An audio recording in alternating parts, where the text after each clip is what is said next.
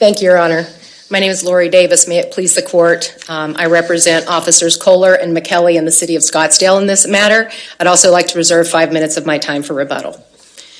Mr. Dominguez reached. Plaintiff admits he reached, and it's on the video. Plaintiff's sudden reach into the dark, cluttered interior of his car away from the officer is what sets this case apart from all others cited by the plaintiff in the court below. No force was used before the reach. The reach precipitated the force. And it was in that tense moment after the seventh command and warning to get out of the car under the totality of the circumstances known to the officer at the time that the reach occurred. Ninth Circuit case from 2009, Ramirez versus City of Buena Park, instructs officers that sudden movements or attempts to reach for an object not immediately identifiable supports the reasonable belief of an officer that the suspect is armed and dangerous. So counsel, the district court said, I think it's ER 15, but page 13 of the district court's order, defendants claim Kohler believed Dominguez posed a threat to officer safety. Defendants, however, fail to point to objective facts in the record that substantiate Kohler's beliefs or concern. Is it your view that the video, what you've just described as the reach, that's what you rely on for us to determine that the district court just simply as a matter of law got this wrong? Your Honor, I believe it's the totality of the circumstances. I think you start with the fact that traffic stops are inherently dangerous. We know that 2,000 officers are assaulted and 10 officers are killed each year feloniously with weapons in traffic-related pursuits. And Michigan versus Long, United States Supreme Court opinion affirms that fact, that they're inherently dangerous. And the reason for that is because a weapon can be hidden in a car in the tight compartments under the seat, in between the seats at any point. In this particular circumstance, the tensions had risen, and it's very clear from the video, to the point where Mr. Dominguez said, you'd better lose your attitude. Well, I watched the video, yeah. And I've got to say, it's not hard for me to understand how a jury conclude that it was your client who was the instigator, your client who upped the ante, your client who injected that pressure. It was your client that asked the person who had stopped for license and registration, inherently expecting him to be reaching for things. So I'm not so sure the simple fact that at some point he reached for something else, well, that trumps everything else. You're allowed to apply what seemed to be pretty dramatic force, up to and including a body slam, well after there was any risk of somebody reaching into the next seat. So it seems to me basically that your characterization depends upon your acceptance of, or the jury's acceptance of your view of the facts. And if the jury could reasonably conclude to the contrary, how is this a summary judgment? The jury could not reasonably conclude to the contrary. Again, we have a tense situation. I think. Why not? The primary problem here, Your Honor, is we have admitted facts that establish reasonableness when viewed from the officer's perspective. Well, so let's go through the facts. Which facts do you tell us are enough and undisputed to establish reasonableness? The reach itself, and it was a fast. So we got the reach. Okay, let's check off. What else is there? All right, the fact that he said he's an armed guard, but he doesn't have his gun with him. What reasonable officer is going to believe he doesn't have his gun until he's been patted down?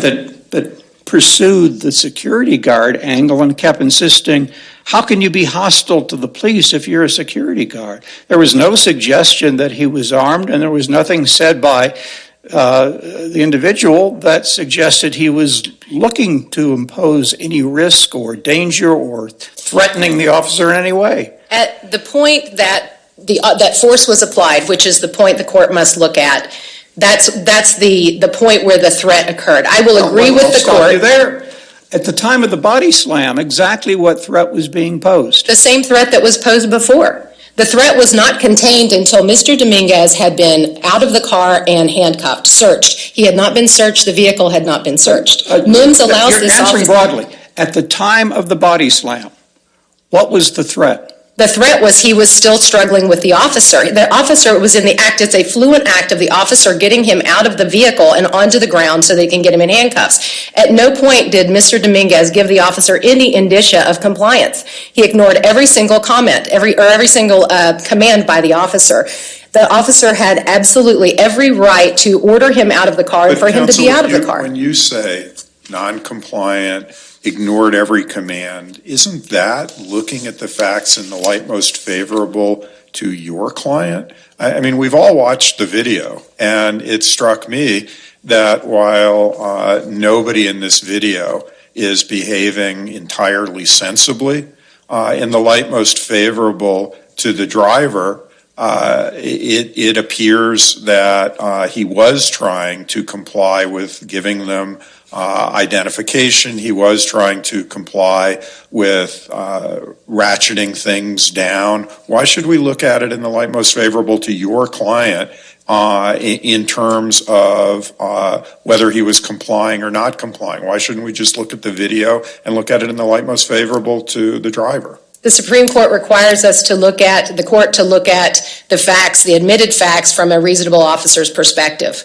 Right, but that's not the same as in the light most favorable to your client. Your Honor, we have, at the point that he is ordered out, he orders Mr. Dominguez out of the vehicle 7 times, and on the 7th time in the warning, get out or I'm going to rip you out of the car. Isn't he also standing in front of the door, not allowing the driver to get out of the car while he's ordering him out of the car? Judge Desai, I believe that it is I think is a red herring for the point of the use of force. There was no force used. He's ordering him out of the car. Plaintiff is leaning back, much like you or I might do if we drop our cell phone in our car. But what is he leaning back for? Is he leaning back from a reasonable officer's perspective to gain access to something? To gain a weapon? And then when he reaches suddenly back, is the officer not reasonable in perceiving that to be an imminent threat? And that's the point that force is used, regardless of whether he could get out of the car or not. At that point, Mr. Dominguez was a passive resistor until the point that he chose to make that sudden, unexpected reach, which was different from every other fidget or looking for papers. The tensions had risen at that point, and he unexpectedly reached into the dark interior compartment of that car. Oh, it wasn't all that dark because the other officer was the other side shining his flashlight in that direction. There's no evidence, Judge Clifton, that Officer Kohler saw anything that the flashlight was shined upon. And even if it did. I'm not saying what he saw. I'm saying it wasn't all that dark. You're trying to emphasize it's dark, and I'm saying, gee, a flashlight is going through with the officer on the other side. So, again, it seems to me that your argument depends on a certain characterization of the facts, and that's not what we're supposed to be doing here. If the facts are disputed, if there's a genuine issue of material fact, which there appears to be, then summary judgment doesn't appear appropriate. Now, if you want to settle on the uncontested facts, that's fine, but you're not doing that. You're insisting, for example, sudden reach into a dark part of the car, and that is not uncontested.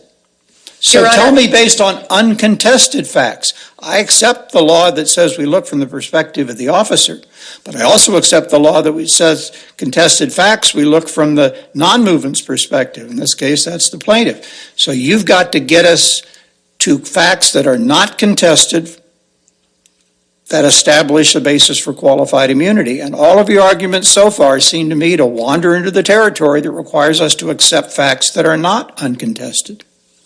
Mr. Dominguez reached into the car. We do not know from the officer's perspective, where was he reaching? Was he reaching under the seat, between the seats? If it was daylight, I mean, it makes it worse that it was dark and that the flashlight might intermittently be showing things. But the court has clearly recognized that weapons can be hidden anywhere, and this car was clearly cluttered.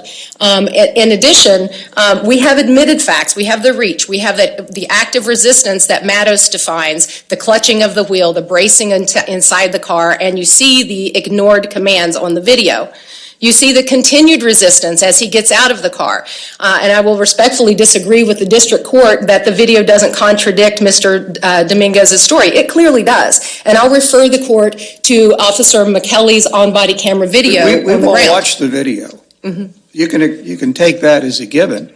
I got to say, the impression I came out of it, and we haven't conversed among ourselves, but the impression I came out didn't really corroborate the officer's description.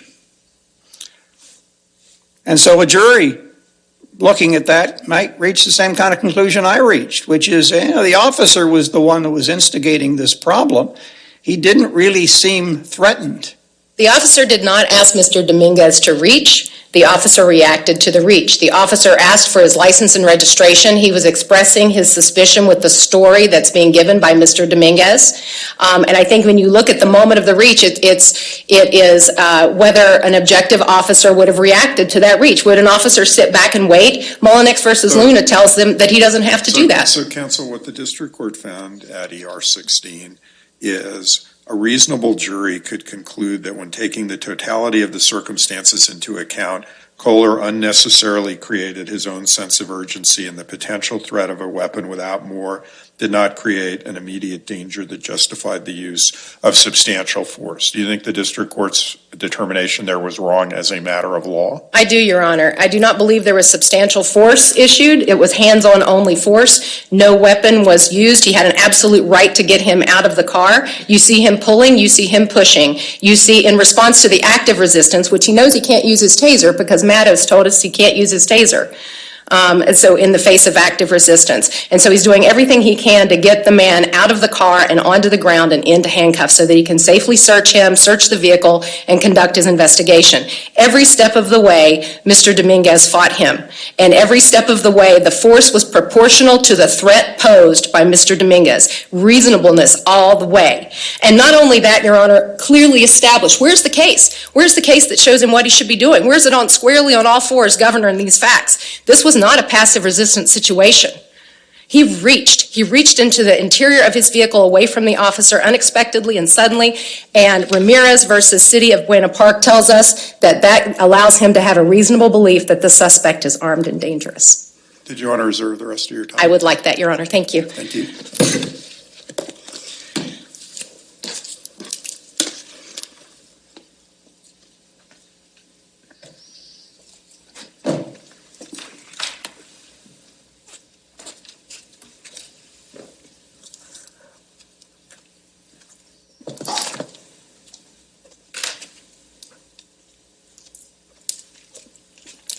Good morning, and may it please the court. Jesse Showalter on behalf of plaintiff appellee Andres Dominguez. I think I've known Ms. Davis for a long time. I really respect her, and I feel like she's given me insight into what her jury arguments in this, her closing arguments in this case will be. Let's look at the reach. Yeah. That's what she started with. That's the piece that does seem to be uncontested. Why couldn't the officer have reasonably perceived the situation at the time that your client reached to the other side of the car where Officer Kohler, I guess, could not see, and then resisted removing himself or didn't get out of the vehicle himself, but braced himself in such a way as to make it difficult to extract him from the vehicle? Why isn't that a sufficient basis for the officer to respond with the force that he used? Well, I know this court is very familiar with the video and what it shows before the reach that Ms. Davis is focused on. And when I say video, I should say multiple videos, is that because both Kohler and McKellie show not just one reach, but multiple reaches. Throughout the time that Andy and Officer Kohler are having this conversation, you can see Andy reaching all over the interior of the vehicle. You can see him reaching into the glove box. There's a point on McKellie's video where you see that, in fact, Andy's reaching into his back pocket. This is all before the reach in question. Officer Kohler can't see from the perspective of Officer McKellie. And that's why I'm focused on Officer Kohler, because he's the one that applied the force. And you're right. I mean, your client does reach, license, registration, and so forth. But as I'm trying to watch this, and because of the emphasis, I watched it several times, I'm trying to ask myself, well, what could Kohler have perceived? And he's not quite at the same place as the cameras, so you got to project a little bit. What could Officer Kohler have perceived when your client reached, which in your brief you describe as reaching, I think, for his phone, intending to record, But Kohler, of course, doesn't know what he's reaching for and doesn't know the intent is to record. So why couldn't the officer have been sufficiently concerned at that point to have applied the force to try to extract your client from the car, to which your client offered resistance? Well, and my answer is to why a reasonable officer would not have perceived this reach as posing a threat is that there had already been multiple reaches, and a reasonable officer in a traffic stop situation knows reasonably that every single traffic stop situation is going to require him to ask the occupant of the car to reach for something. Okay, so let's take that.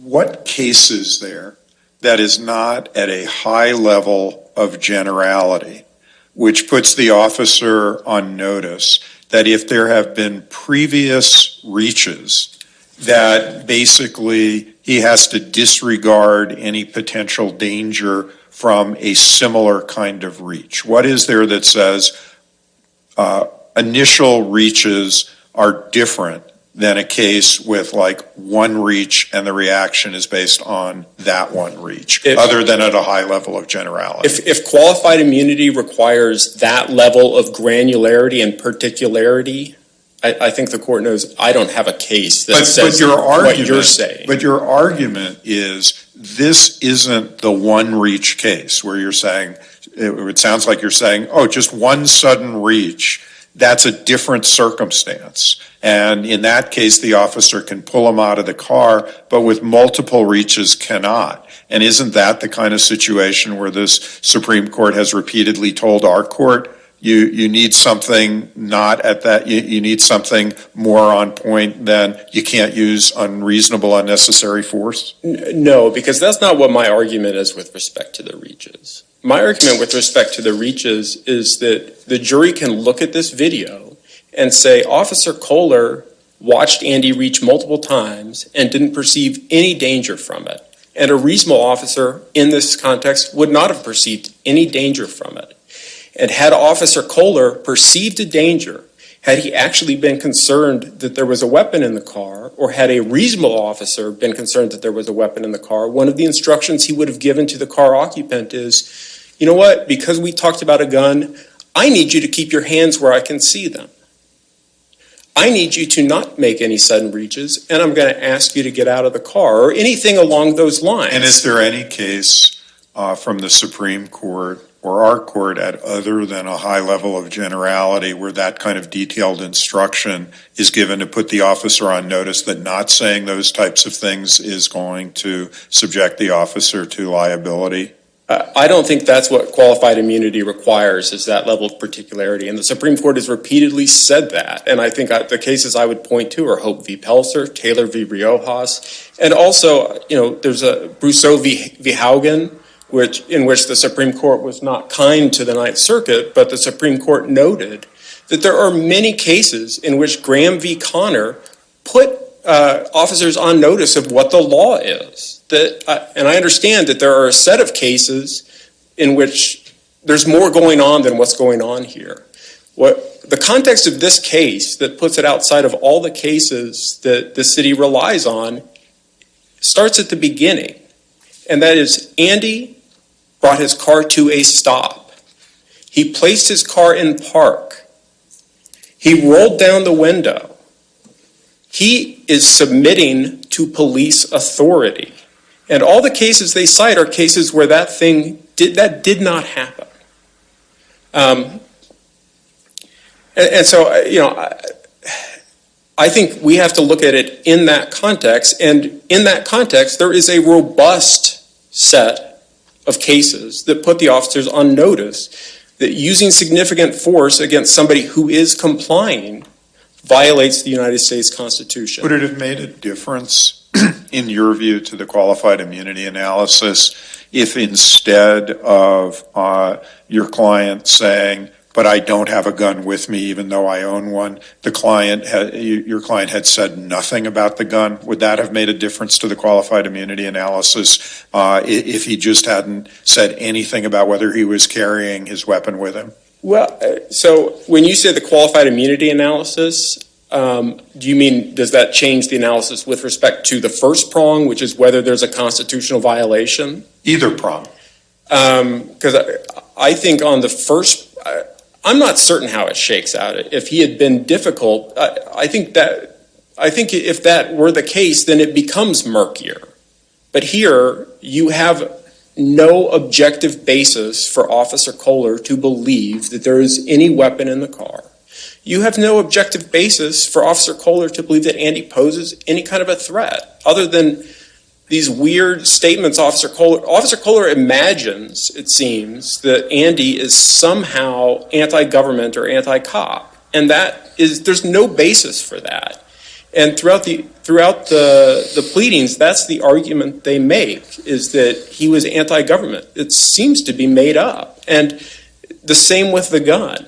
Officers can't imagine a gun where there is not one. Well, officers can reasonably be afraid of the uncertainties of traffic stops, and here, added to this, is the fact that your client admitted he owns a gun. So this is different than just some random motorist who has said nothing about owning a gun or not owning a gun. Isn't that a difference that's relevant? I don't believe it is, because there's, I think, there's more than 300, there's like something like 800 million guns in private hands in the United States of America. And in Arizona, which is a open carry, concealed carry, however you want to carry state, that argument means that they can use force, almost up to deadly force, in any traffic stop if anybody makes any sudden movement. And if that's the law, I mean... Didn't the district court consider this exact fact when it conducted its analysis and cited to Young and Rice and saying that even if the officer believed that the statement that your client had a gun raised some concern about the officer's safety, they still had a responsibility to use alternative, less intrusive means to accomplish their goal, as opposed to moving directly to the excessive force that was used in this case? That's correct. And I think the district court did a really good job of doing that analysis. The district court is very explicit about what it's doing. It did the Scott v. Harris analysis. It looked at the video. It compared the video to the statements that Andy made, and it said, Andy's statements about what happened do not clearly contradict this video. And it said, a reasonable jury can look at this in the light most favorable to Andy and find that this was a constitutional violation. And so, I think I'm very lucky in this case to have the district court's briefing, on that topic, and it really went through the law and it went through the facts. And there is something else that I wanted to point out, because I don't think it's been captured in the briefing. I wish the district court would have gone a little bit farther with this, because I think there's a really important point, which is the point at which Officer Kohler instructs Andy to get out of the car and then steps into the door frame. Because at that point, I want to know what exactly Andy could have done that Officer Kohler would not have claimed justified force. If Andy had moved toward him in compliance with his purported command, and I don't think it's a command at all, but if Andy had moved toward him, Andy would be accused of reaching, lunging, right? If Andy moves away from him, which is what happened, and by the way, Andy has his hands in the air in response to that, again, clearly submitting to authority. I think a reasonable jury could find there is no passive resistance here. Andy is faced with an angry officer who uses obscenities against him, who repeatedly makes false accusations that he's anti-police. And Andy is in an impossible situation where there's no direction he can move without potentially being accused of a crime. That is and what a reasonable jury can say is, Officer Kohler had 7 years of experience, 7 years of doing traffic stops. What he's doing when he steps into that door frame is creating a situation where he can charge the person with resisting arrest no matter what happens. And you can see in that video, and a reasonable jury will see in that video, that Andy knows he's in an impossible situation, and he doesn't know what to do because he's faced with an angry, aggressive officer, and Andy describes him. One of the problems with body camera video, I think, is it doesn't show what the officer looks like. It doesn't show how they are behaving. And I think a reasonable jury can say, the video, I think, allows us to say, you know what? These guys were on notice. This isn't even a qualified immunity situation. We can look at this video and say, you know what? Maybe a reasonable jury can say, Officer Kohler should not be a police officer. He should not be entitled to qualified immunity. This is the kind of malicious or incompetent action where I think that might apply. I don't think this court needs to find that. I think this court can rely on what the district court. The Supreme Court lets us reach out and say, well, this guy's acting so bad that we're dismissing this whole area of the law. So I'm hearing your jury argument now. You're both practicing for what might have come, but I'm not sure that helps us. I don't think it helps you but I think that the district court's analysis is accurate. The district court's analysis is correct. It identified a robust set of cases which stand for the proposition that failure to immediately and completely comply with a purported police command, it does not justify significant force. And the significance of the force here is body slammed onto concrete. Andy is very lucky, Officer Kohler is very lucky that his injuries are only what they are. That could have been deadly force. That could have been a spinal injury. It was a significant degree of force that's shown in that video. I'm getting a little off the track there, but the authority really is robust. And I think what this court can rely on is that it has a history in cases in all different contexts. There's Coles v. Eagle, and there is Rice v. Morehouse, which was a 2011 occurrence that both apply to this situation.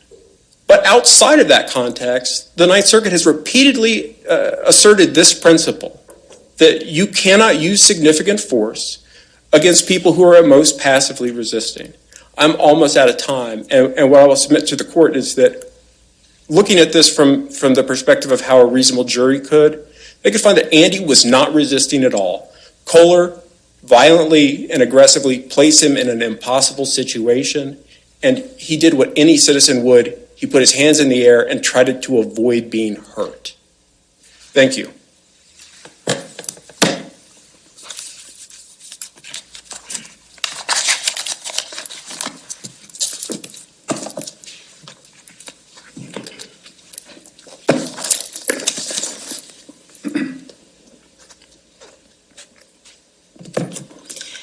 Your Honors, there were a lot of questions about the other times that Mr. Dominguez was reaching around in the car. Reaching and fiddling and looking for things is a whole scale different from this. Whole scale difference. Where's the case? Where's the case that says that Officer Kohler cannot step in that door frame? Where's the case that says... Well, if he steps in the door frame, how is not getting out of the car resisting? It's passive. It's a physical question, Passive. not a legal question. It's passive resistance. Mr. Dominguez... Stop. If you cannot open the door to exit, how is not getting out passive resistance? It's not physically possible to exit if the officer is standing in front of the door. That's the argument being made. I don't know if that's true or not. The video doesn't necessarily contradict that. And so I put it to you. He's arguing that jury could say there's no resistance at all because the problem is that your client decided to stand in front of the door. Where's the case that says where the officer can stand? No. It's not a case. It's a fact. Well, Your Honor... Your premise is that Dominguez is resisting. The resisting is because he's not getting out of the car. But if he physically can't get out of the car because your client's standing there, where's the resistance? If there's no resistance, there are lots of cases saying that application of this force is not eligible for qualified immunity. The video clearly shows, Your Honor, that Officer Kohler, when they're having the conversation, Mr. Dominguez says, "You better lose your attitude." Officer Kohler opens the door and says, "I need you to step out the car." Why does he say that? I mean, if you want to go to the attitude, it's because your client has been dumping on him from the get-go. So to say all of this is built upon Mr. Dominguez responding in some fashion to the flame that your client has lit, that's not very persuasive, and it again requires us to accept your version of the facts. So if you tell me that the jury has to reach a certain conclusion because at some point Dominguez says, you're the one that's showing attitude, okay, that case has to go to trial. What this court must look at is the moment immediately prior to the use of force. Graham says reasonableness at the moment. At the moment the force was used, would an objective officer have responded with force? And at the moment force was used, the immediate moment preceding that was the reach. After that, it was active resistance. Look at the district court on that, trying to detail the facts, recognizing what both sides say. According to the district court's decision at ER 8, Dominguez puts his hands in the air, holding his license and insurance in hand, and told Kohler, "Do not touch me." Kohler then moved closer and told Dominguez, "Get out of the car or I'm going to rip you out of the car." At the same time, Dominguez repeated, "Do not touch me," and reached for the phone on the passenger seat. Now, if you take that, and your client is saying, "Or I'm going to rip you out of the car," that seems to precede, or at least at the same time, that the reach that you're so much depending upon occurs. But Dominguez's reach comes after, it appears, or could come after, according to what the jury might find, after your client says, "Or I'm going to rip you out of the car." Now, who exactly has initiated that problem? Who has injected force into this? The officer has a right and a duty to exercise unquestioned command of the situation. Because before he says that, that's before the reach. If you're depending upon the reach to justify the use of force, your client says, "Or I'm going to rip you out of the car," before that reach takes place. So, But there's no force used. Ultimately, there's no force used until the reach happens. All right. Thank you, Counselor. The case Thank you, just Judge. argued will be submitted.